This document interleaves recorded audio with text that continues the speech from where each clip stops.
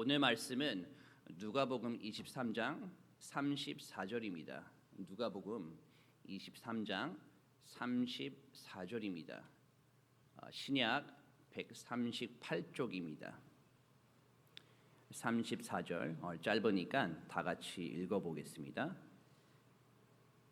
이에 예수께서 이르시되 아버지 저들을 사하여 주옵소서. 자기들이 하는 것을 알지 못함이니이다 하시더라. 그들이 그의 옷을 나눠 제비 뽑을세. 아멘. 주님이 이 시간에 여러분을 불쌍히 여기시기를 구합니다. 그 긍휼하심의 영이 우리 가운데 임하기를 바랍니다. 그리하여 우리가 다른 영혼을 바라볼 때에도 불쌍히 여기는 마음이 생겨서 우리 부흥의 증폭 운동을 일으키는 우리 교회가 될 수 있기를 바랍니다. 오늘 말씀에는 백부장이 나와요. 백부장이 누구냐면 100명의 군인들을 다스리는 그러한 로마 군인입니다. 자, 그런데 오늘 갑자기 왜 백부장에 관해서 말씀을 전합니까? 라고 한다면 그는 어떠한 사람이었나요? 예수님이 십자가에 죽으시는 것을 감독하는 자였어요. 그러한 정도의 인물이면 교회를 무너뜨리는 자이기도 합니다. 그런데 여러분, 그러한 백부장이 어떻게 됐을까요?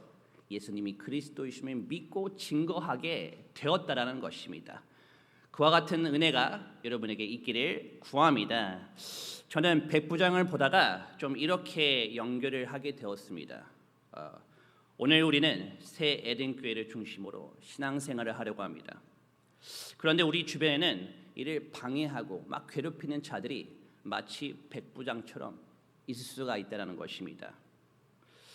특히 곧 있으면 우리가 명절이지 않습니까? 우리가 사랑하는 자들이 이 백부장과 같은 역할을 할 때도 있다라는 겁니다. 그런데 그러한 자들을 주님이 어떻게 할 수 있다라는 거죠? 바로 예수님을 그리스도로 믿게 하시고 우리 세대교회를 중심으로 신앙생활을 하도록 주님이 역사하여 주실 줄 믿습니다. 그런 은혜가 우리에게 소망으로서 꿈으로서 있기를 바라요. 그럼 백부장과 그를 따르는 자들은 도대체 어떻게 예수님을 괴롭혔을까요? 이 내용은 우리 누가복음 23장에 자세하게 나와 있어요. 처음에 그들은 무리를 지어 다닙니다. 그래요. 이렇게 쪽수로만 우리를 괴롭힐 때가 있습니다. 그리고 그들은 거짓 뉴스를 가지고 막 뭐라고 해요. 뭐 사실도 아니요. 어떠한 애매한 내용 하나만 잡아가지고 막 거짓 뉴스를 만들어서 막 뭐라고 합니다. 그리고 업신 여기고 막 조롱을 합니다. 뭐라고 막 하고 욕하고 그럽니다. 그러면서 그들은 예수님의 겉옷을 찢어가지고 나눠 갖고 속옷을 가지고 제비 뽑기를 합니다. 이것을 오늘 우리에게 적용을 한다면 이와 같아요. 그들은 막 무리를 지어서 우리에게 막 뭐라고 합니다. 우리가 세대교회 중심으로 신앙생활하고 그러려고 하는데 그들은 무리를 지어서 거짓 뉴스를 가지고 막 뭐라고 하는 것과 같아요. 그리고 우리의 마음을 막 이렇게 상하게 하고 우리의 마음을 막 분열되게 합니다. 여러분, 이것을 본다면 그때나 지금이나 우리 사탄이 우리를 괴롭히는 방법은 어쩜 이렇게 똑같습니까? 참 놀랍지 않습니까? 그러나 예수님은 자신을 이제 십자가에서 죽이고 있는 이 백부장을 어떻게 대했을까요? 예수님은 그들을 위해서 기도를 합니다. 그런데 여기에서 중요한 것은 어떠한 기도를 했냐는 거예요. 예수님은 그들을 위해서 막 저주를 하는 기도를 했을까요? 내가 정말 부활만 해봐라. 내가 너희들을 다 정말 혼내켜 줄 거야. 막 그러한 기도를 했을까요? 아니면 그들을 막 책망하는 기도를 했을까요? 내가 그렇게 얘기를 했는데 못 알아듣다니 막 이러면서 막 책망을 했을까요? 아니에요. 예수님은 그들을 불쌍히 여기는 긍휼하심의 기도를 했다는 것입니다. 그 내용이 뭐가 있어요? 하나님, 저들을 용서하여 주옵소서. 저들의 죄를 사하여 주옵소서라고 기도해요. 그래서 오늘 설교 제목은 여기에서 왔어요. 주님, 저들의 죄악을 사하여 주옵소서. 그런데 왜 이와 같은 기도를 하신 줄 아세요? 왜냐하면 저들은 자신들이 지금 하고 있는 것이 무엇인지를 알지를 못합니다 라면서 기도해요. 그래서 지금 백부장이나 그를 따르는 자들이 지금 하고 있는 행위가 그리스도이신 예수님을 죽이고 있는 행위인지를 알지 못한다는 것입니다. 지금 그들이 말을 하고 하는 행위가 교회를 무너뜨리고 성도들을 그렇게 괴롭히는 것인지를 그들이 알지 못한다는 것입니다.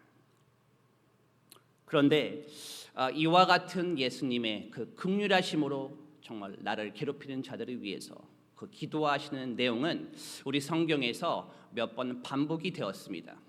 먼저 우리가 구약을 살펴보면 모세가 있습니다. 모세가 예수님처럼 이와 같은 기도를 우리 이스라엘 백성들을 위해서 했다라는 거예요.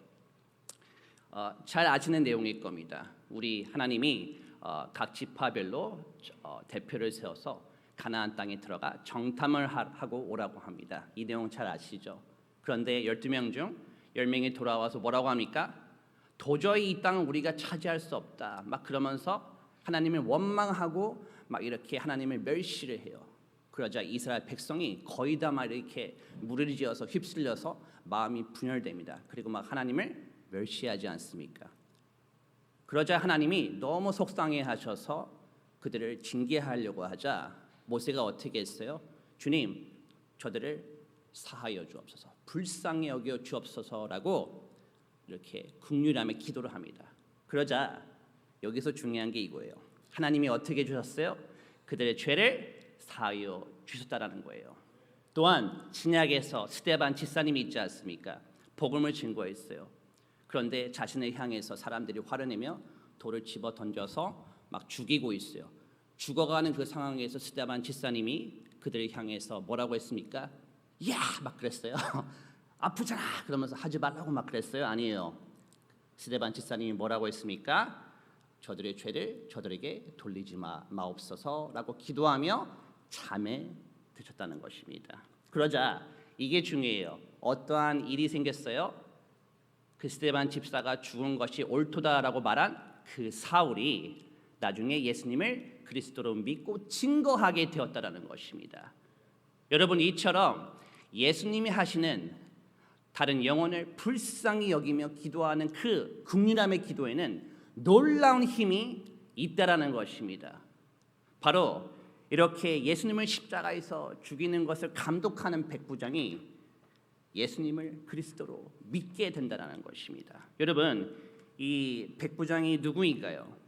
백부장은 예수님이 십자가에서 죽은 것을 또 죽이는 것을 동의할 뿐만 아니라 확실하게 죽도록 책임을 지는 자입니다. 안 죽으면 안 돼요. 확실하게 죽여야 돼요. 그가 해야 되는 일이 그거예요. 그리고 다른 로마 군인들이 예수님을 조롱하는 것도 허용한 자입니다. 자, 이렇게 무지막지한 백부장을 결국은 하나님이 어떻게 하셨다고요? 성령님이 임재하시고 결국은 그가 예수님이 그리스도이심을 고백하게 되었다는 것입니다. 오늘 본문 누가복음 말씀을 보면 이렇게 말해요. 그는 의인이었도다. 자, 이 용어가 좀 아쉬운 것 같아서 다른 마태복음 등을 좀 제가 찾아봤어요. 그랬더니 뭐라고 정확하게 말하냐면 그는 참으로 하나님의 아들이셨다라는 게 몇 번 반복이 됩니다. 그런데 여러분, 좀 이상하지 않아요? 어떻게 이게 기록이 되었죠? 막 비밀리에 얘기했으면 아무도 몰라요. 절대로 누가와 마태가 이것을 기록할 수가 없습니다. 참고로 그 당시에 누가와 마태는 멀리 떨어져 있었어요. 왜냐하면 걸리면 잡히기 때문입니다. 하지만 그것도 백부장이 이것을 말한 것을 알고 기록할 정도면 백부장이 어떻게 했을까요?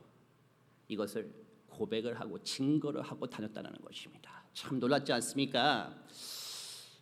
그래서 여러분, 곧 있으면 명절입니다. 명절에 어떠한 일정이 있는지는 저는 잘 모릅니다. 그래도 우리가 사랑하는 사람들과 오랜만에 만남이 있을 수가 있습니다. 그러할 때 예수님을 모르거나 아니면 막 예수님을 반대하는 자들이 있을 수도 있어요. 특히 우리가 세대교회를 중심으로 신앙생활을 하려고 하는데 그것을 막 뭐라고 하는 자들이 있을 수도 있습니다. 마치 백부장과 같은 자들이 우리의 사랑하는 사람들 중에 있을 수도 있다라는 것입니다. 우리가 그런데 그들을 대할 때 좀 답답하거나 속상할 수가 있습니다. 심지어 막 우리도 막 뭐라고 하고 싶고 그럴 수도 있어요. 하지만 그러할 때 우리가 어떻게 하면 좋을까요? 한번 이렇게 예수님이 하신 긍휼하심의 기도를 우리가 미리 하고 만날 수 있기를 바랍니다. 저들을 사하여 주옵소서. 저들은 자신들이 지금 하고 있는 행위가 무엇인지를 알지 못하나이다.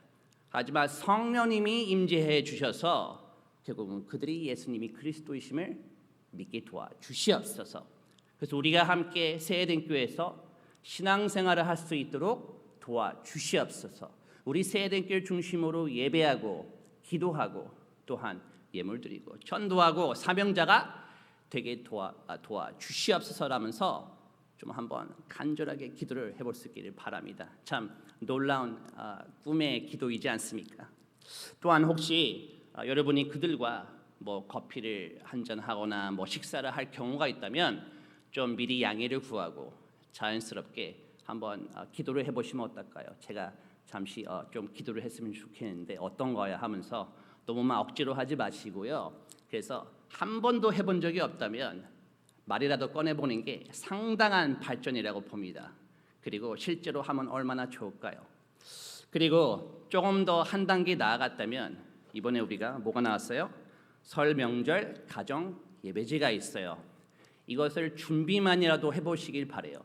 이런 게 있는데 좀 돌아가면서 읽어만 보면 어떨까? 믿지 않아도 돼. 읽어만 보면 어떨까? 그러면서 말이라도 꺼내보는 것이 엄청난 발전입니다. 꼭 아니도 돼요. 근데 굳이 한다면 너무 좋습니다. 돌아가면서 하나하나씩 읽으면 5분도 안 걸립니다. 그래서 여러분 우리가 새 에덴교회를 중심으로 신앙생활을 하려고 합니다. 그러할 때 우리 주변에는 백부장 같은 자가 우리를 막 괴롭히고 힘들게 할 수가 있습니다. 그러할 때 우리는 그들을 위해서 불쌍히 여기는 기도를 할 수 있기를 바랍니다.